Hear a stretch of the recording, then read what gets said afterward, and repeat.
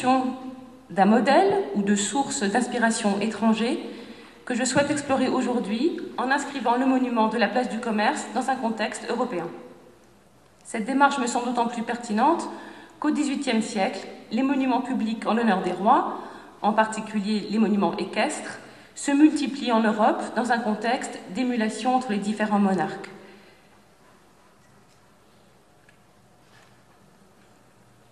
Vous avez donc, je vous montre ici une gravure de la place Amalienborg à Copenhague, avec donc le monument de Frédéric V, qui date donc de 1753, et qui est une œuvre du sculpteur français Sali. Un peu plus loin. Un peu plus loin, donc, voilà donc la statue, toujours en place, qui est donc à peu près contemporaine, puisqu'elle a été commencée en 1753, inaugurée en 1768. Donc, vous voyez, elle est presque exactement contemporaine avec celle de Lisbonne. L'exemple portugais est cependant particulièrement intéressant, dans la mesure où le monument de Joseph Ier arrive relativement tard dans le siècle, avec donc cette conception en 1760 et son inauguration en 1775, alors même que, contrairement à la France, à l'Angleterre ou à l'Espagne, il n'existait pas de tradition, je dirais, nationale de statue royale publique. La statue de Joseph Ier est donc une innovation qui ne s'inscrit pas au Portugal dans une logique dynastique, ce qui est très différent notamment du cas anglais ou français. C'est une œuvre exceptionnelle, très ambitieuse, notamment par l'utilisation des matériaux qui sont choisis, je pense en particulier au bronze, bien sûr, et elle constitue l'importation d'une femme artistique clairement identifiée, qui a été déjà déclinée par différents monarques, ou plutôt dans différentes monarchies européennes. Bien qu'elle constitue le point d'orgue de la reconstruction orchestrée par Pombal, elle se distingue, et notamment par la richesse de sa décoration, du style habituellement qualifié de pombalin, et qui est en général donc caractérisé par une économie de moyens, l'usage de la standardisation, l'absence d'ornementation. J'insiste sur ce point car on touche immédiatement ici aux limites d'une lecture stylistique du monument. Et j'aimerais donc vous proposer aujourd'hui une lecture totalement différente à la vue donc des monuments royaux qui l'ont précédé en Europe et qui lui sont contemporains. Et vous verrez qu'aujourd'hui, je ne parlerai pas de baroque, de néoclassicisme, de proto-néoclassicisme, etc. parce que je pense qu'une autre lecture permet aussi, en déplaçant le regard, d'interpréter différemment le monument dans toute sa complexité. Je précise ici que j'attends avec impatience les conclusions de ce colloque et aussi la publication des études scientifiques sur la statue dans le cadre du projet de restauration. Et je pense que ces travaux de recherche ouvriront certainement encore de nouvelles perspectives. Depuis donc une dizaine d'années, la question de la prédominance d'un modèle français dans l'Europe du XVIIIe siècle a été extrêmement débattue, remise en cause. Elle avait été, si vous voulez, un peu proclamée, je dirais, notamment dans l'historiographie française, par de grandes figures de l'histoire de la sculpture, comme Louis Réau, au moment de l'entre-deux-guerres. Et elle a été, depuis donc 10-15 ans, très nuancée. Je vous renvoie ici aux recherches de Henrik Ziegler ou à la publication en 2011 de l'ouvrage collectif paru chez Ashgate, Royal Monument in 18th Century Europe. Donc, qu'en est-il du monument de Joseph Ier dans la mesure où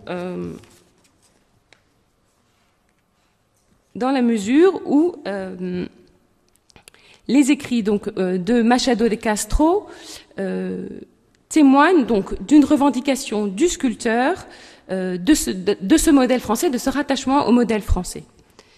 Les premières analyses de la bibliothèque de Machado de Castro, et je renvoie ici bien sûr à l'article de Miguel Faria, ont donc témoigné d'une vraie connaissance de l'actualité artistique européenne de la part du sculpteur, et notamment bien sûr de l'actualité, je dirais, française, à travers un fonds important de livres d'architecture et de gravure. Vous avez ici donc une gravure extraite donc du livre, je dirais du livre clé de Pierre Pat, consacré aux monuments royaux, paru en 1765, qui représente la place Louis XV, dont Eric Anaginski a déjà parlé, la place Louis XV, avec au centre donc le monument équestre par Edme Bouchardon, terminé par Pigalle, qui a été donc la place a été construite en 1749-1763. Pour vous donner des repères chronologiques, on est donc juste avant le monument de Joseph Ier. J'aurais pu bien sûr citer d'autres auteurs français, Blondel, Mariette, Montfaucon, le Mercure galant, mais aussi les traités de la Renaissance italienne, Vitruve, Serlio, Pozzo, toutes ces références donc qui figuraient dans la bibliothèque de Machado de Castro.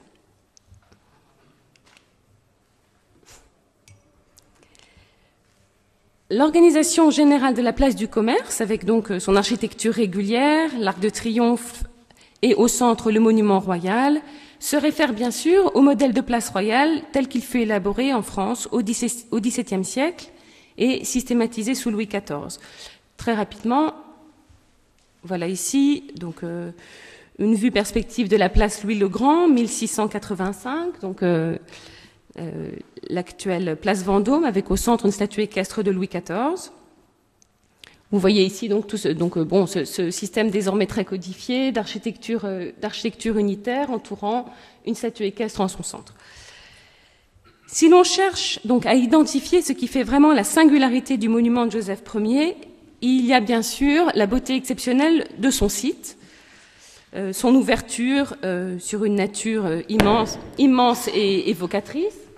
Alors je vous présente là une mauvaise photo que j'avais prise en 2006 du haut de l'Arc de Triomphe, simplement comme un clin d'œil à cette fameuse mer de paille et ce site absolument hors du commun qui, chaque fois bien sûr, fonde toute la singularité de ce lieu.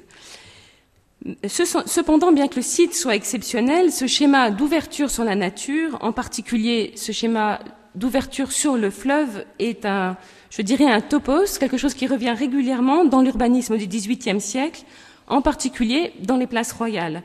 Je vous renvoie pour cela aux actes du colloque sur la nature citadine, un colloque qui s'était tenu en même temps que l'exposition de Nancy sur la ville au XVIIIe siècle. Le premier, pour les statues royales, un des grands classiques, bien sûr, ce sera la statue sur le pont dominant le fleuve.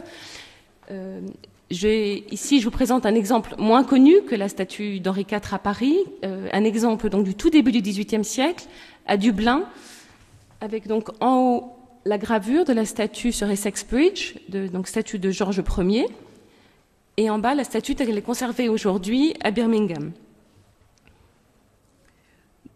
En dehors de l'exemple assez particulier des ponts,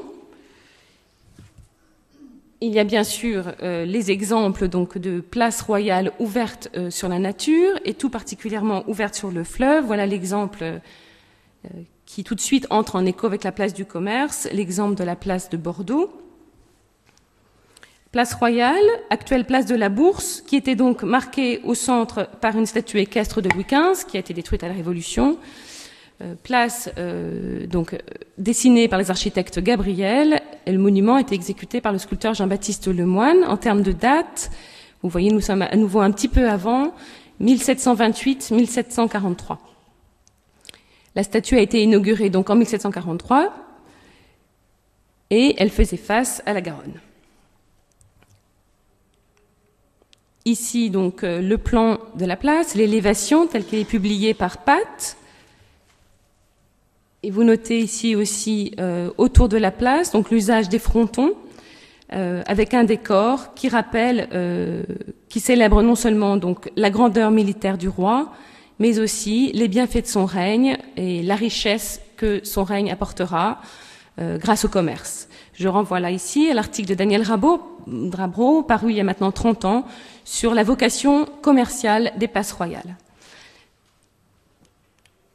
Ici encore, une photographie du bâtiment des douanes à Bordeaux, vous voyez, en écho à la place du commerce de Lisbonne. J'aurais pu très bien aussi vous présenter ici des photos du Royal Square de Bristol, où on retrouve cette problématique, la présence d'un bâtiment fondateur dédié aux douanes, avec à proximité le fleuve et au centre une statue royale. Donc telle qu'elle est conçue, La place est aussi exceptionnelle que soit son site.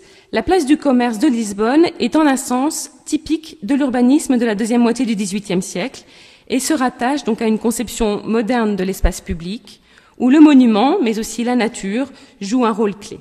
Qu'en est-il du monument lui-même et dans quelle mesure est-il réellement ou non une adaptation du modèle français et notamment du modèle Louis XIVien?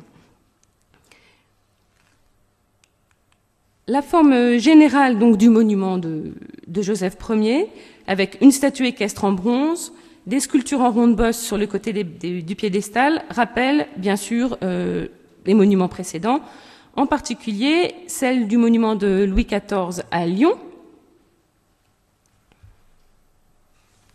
Vous avez en haut une mauvaise gravure de ce monument, et puis en bas un détail d'une figure qui est toujours en place. Donc la gravure d'Audran représente donc le monument Louis XIV à Lyon, gravure de 1720, avec, vous voyez, devant le piédestal la figure de la Saône, de la rivière Saône, la rivière, de Nicolas Coustou, et puis à gauche, Guillaume Coustou, le Rhône, en ronde bosse, donc au piédestal de la place Bellecour, 1721.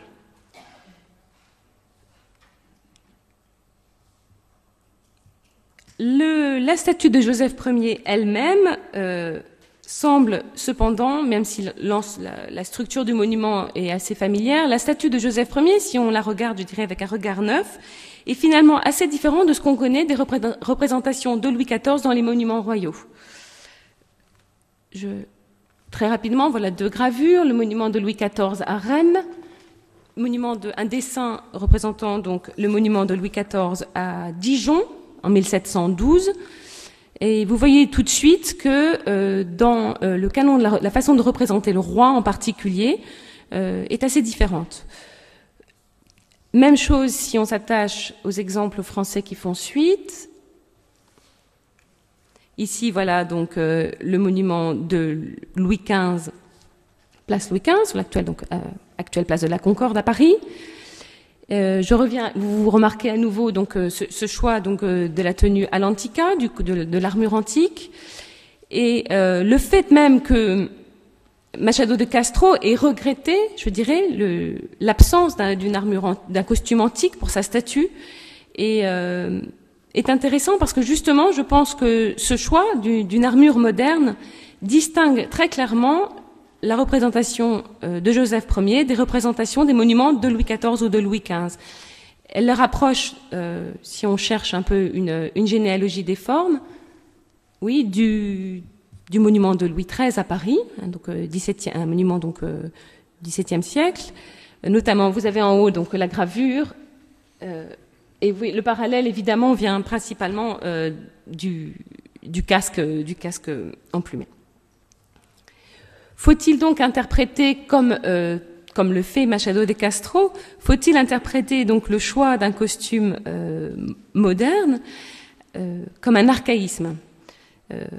Ceci n'est pas nécessairement vrai, puisque si on regarde à échelle européenne, on peut voir que de nombreux monuments de la deuxième moitié du XVIIIe siècle font exactement ce choix-là de remettre en cause donc le costume antique fortement marqué par le modèle Louis XIVien et de proposer un costume moderne. Je vous donne ici peut-être un exemple très peu connu, puisque la statue a été détruite dans les années 30 c'est un exemple irlandais à Dublin. Cette statue équestre a été détruite dans les années 30 au moment de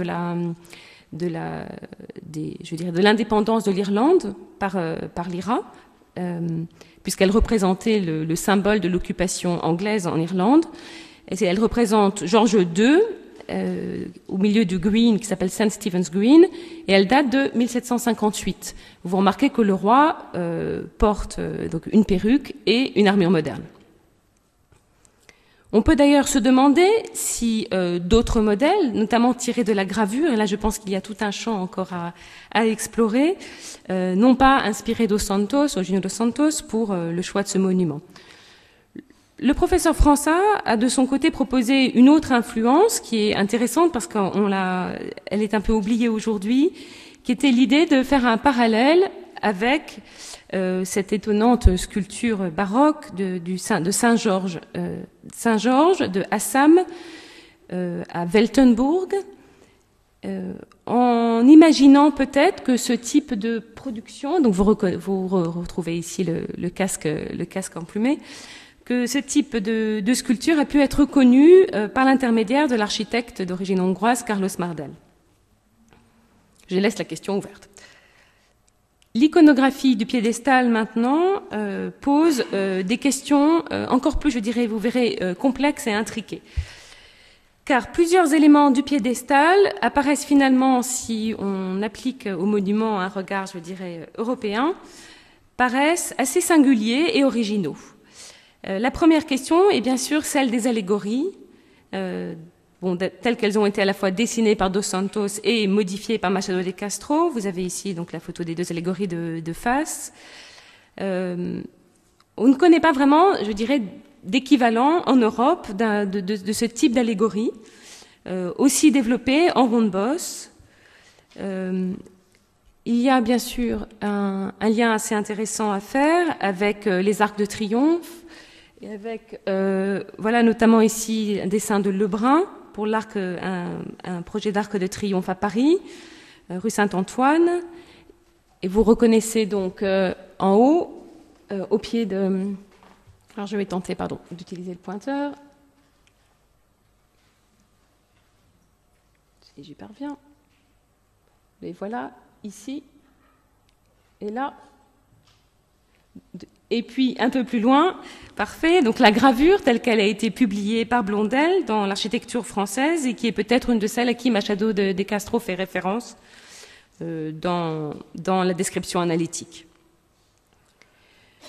On sait donc que oui, les bas-reliefs ont été donc modifiés par Machado de Castro, qui souhaitait notamment effacer l'iconographie des 4 parties du monde, en proposant plutôt, tout simplement en se rattachant à une iconographie, je dirais peut-être, qu'il considérait plus moderne, qui représente donc des captifs.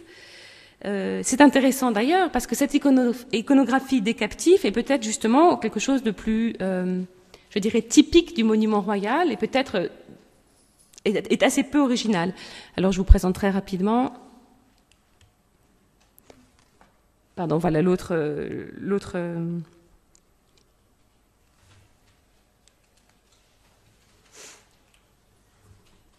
Voilà ici un détail.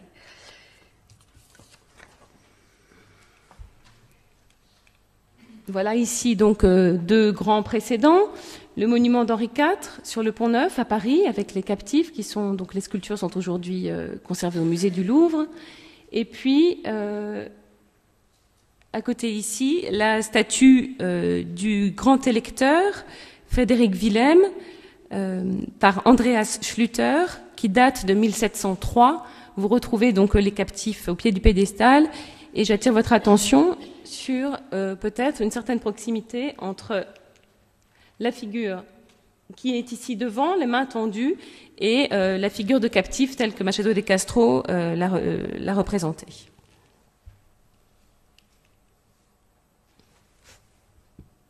Ici encore, bien sûr, l'exemple Louis XIVien le plus connu, peut-être, la place des Victoires, avec cette fois-là à Paris, cette fois-là un monument pédestre, et qui a été détruit, et à ses pieds des captifs, qui représentent aussi les nations de l'Empire, avec ici donc l'Espagne telle qu'elle est conservée au musée du Louvre, qui est une œuvre de Martin Desjardins.